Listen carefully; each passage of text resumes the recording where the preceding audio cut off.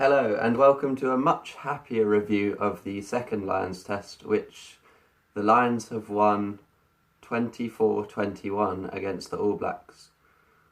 Now, the only thing we should caveat this result with is the fact that Sonny Bill Williams was sent off after around 20 minutes. However, it will still go down as a good result for the Lions and makes the final test very interesting. There were 2 Lions tries and the All Blacks didn't score a single try, which is a rarity in recent times. All their points came from penalties kicked by Beauden Barrett. So the result did go against my prediction because I predicted an All Blacks win 24-18. So I was around the right area in the scores.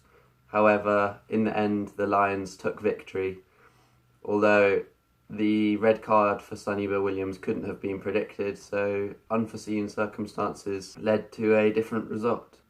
Now we'll go on to match ratings. So starting in the front row with Mako Vunipola.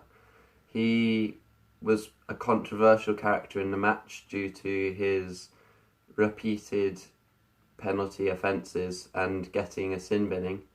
There were calls for him to actually get a red card as well from the New Zealand fans, although that would have been quite harsh and a sin bin was probably the right decision. Overall, this marred his performance, which, whilst he was strong in the scrum, he was unable to have a great impact on the game, so due to his sin binning, I'm going to have to give him a 5 out of 10. Jamie George had a couple of good moments. One of them was where he made a break which led to Conor Murray's try.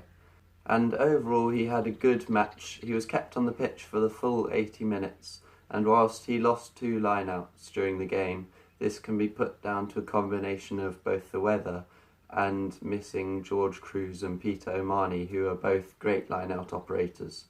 So overall, Jamie George gets a 7 out of 10 for a good performance across the full 80 minutes. Although he did make a couple of mistakes. Tadhg Furlong was under the radar much of the time, but had a solid game.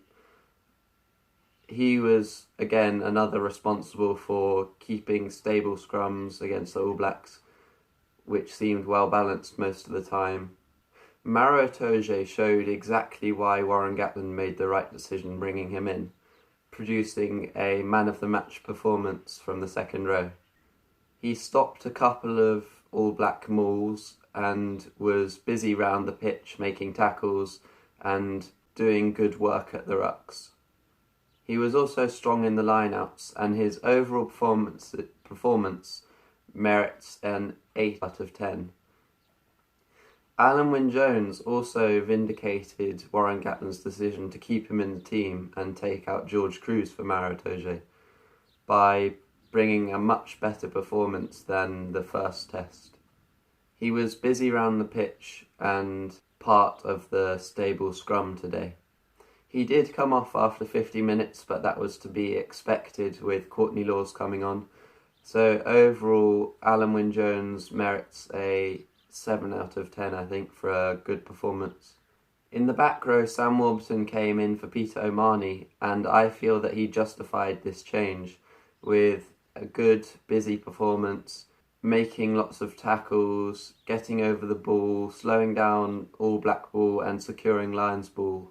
And overall, he had a very positive impact on the match. So again, he's another one who I'm going to give a 7 out of 10 to. Sean O'Brien had another good performance following on from his try-scoring appearance in last week's test. He made lots of tackles and really was a thorn in the side of the New Zealand attack.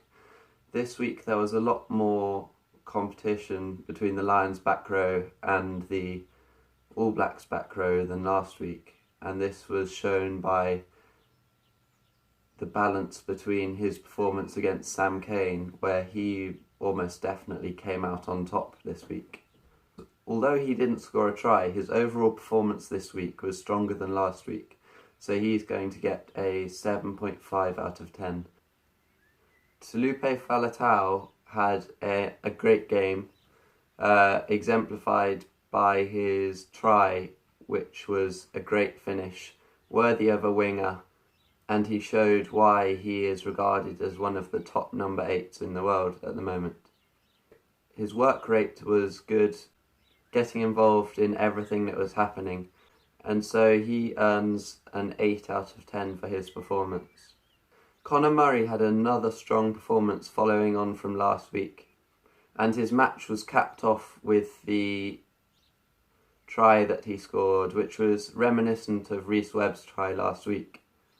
His box kicking in general was good, his distribution was good to Owen Farrell and Johnny Sexton, and the relationship he has with Johnny Sexton helped the Lions' backline to function well.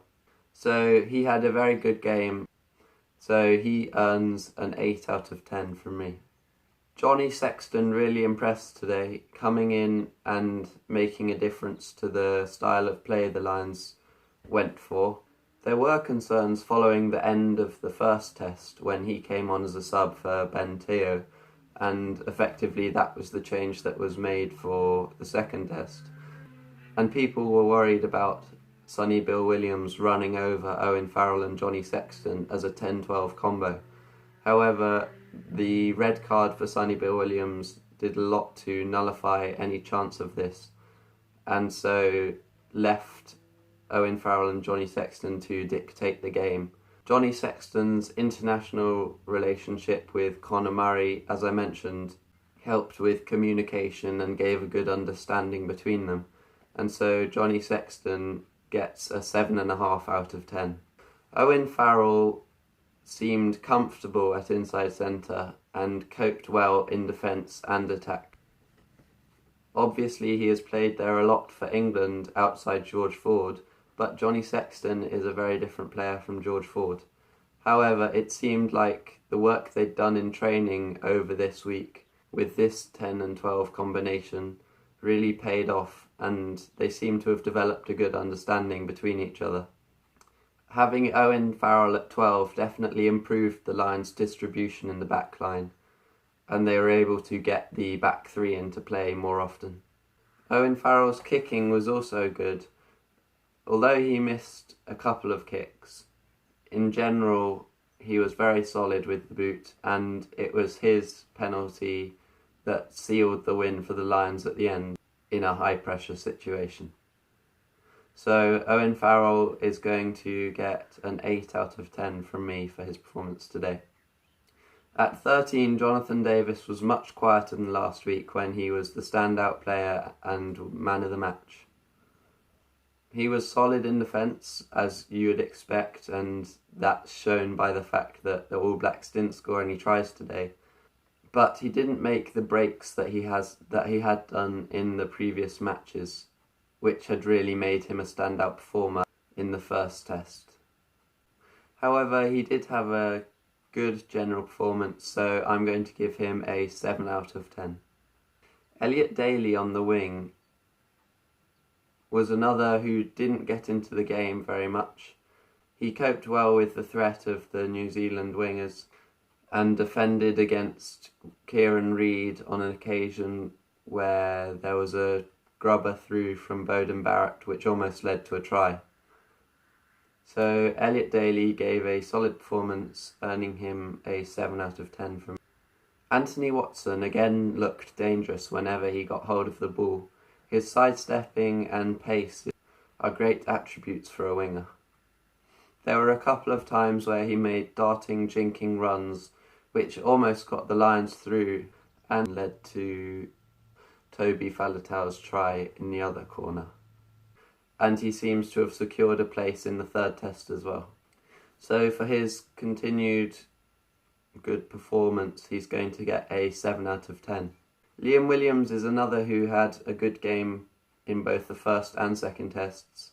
Today he didn't have the outstanding break from his own try line, which was part of last week's amazing end-to-end try. However, he did have a solid game, doing well in defence, fielding kicks, and also getting into the line in attack. and making an extra man. This has also earned him a 7 out of 10. Now just a quick look at how effective the bench were. Jack McGrath came on when Mako Vunipola was sin-binned and stayed on for the rest of the game.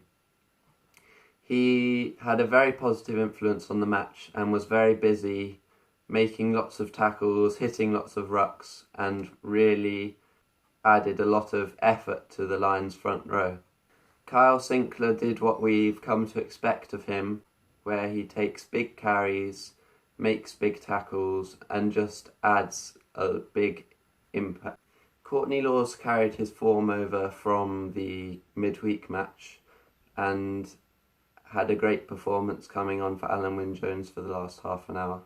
Rhys Webb continued the good work of Conor Murray with great distribution, although he wasn't able to get a try like he did last week. Jack Nowell came on briefly for Anthony Watson when he had his head injury after the collision with Sonny Bill Williams, which led to the red card. And he did nothing wrong during his time on the pitch, but didn't get much of a chance to show what he can do. Now we're going to really look forward to the final test, which will decide the result of the series. It does seem like after today's performance there probably won't be many changes to the team, since there weren't many bad performances at all across the field. The only change I can see happening is Jack McGrath coming in for Mako Vunipola in the starting lineup,